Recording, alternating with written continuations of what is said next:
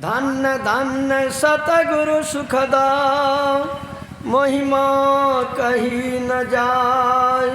जो कुछ कहूँ तुम्हारी कृपा, मोते कछु न बसाय।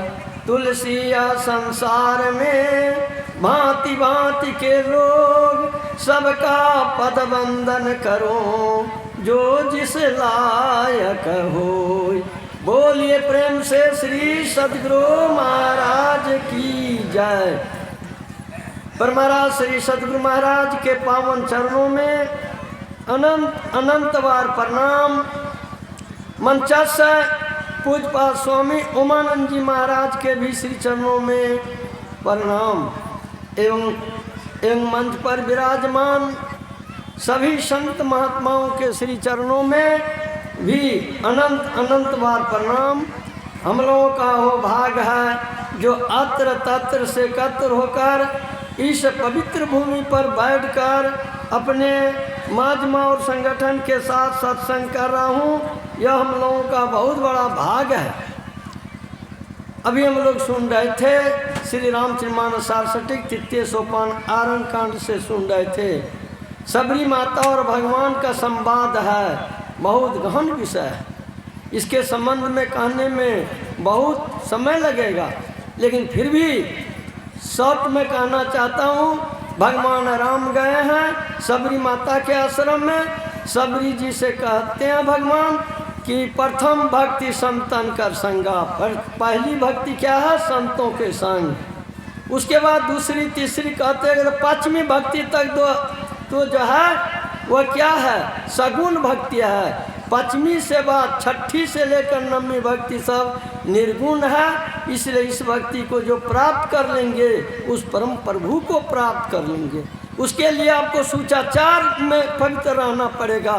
जिसका सूचाचार पवित्र है, सदाचार पवित्र है, शिष्टाचार पवित्र है, वो उसको प्राप्त कर सकता है। केवल भक्ति भक्ति रटते रहिए, आपको प्राप्त नहीं होगा। इसलिए सूचाचार में आया।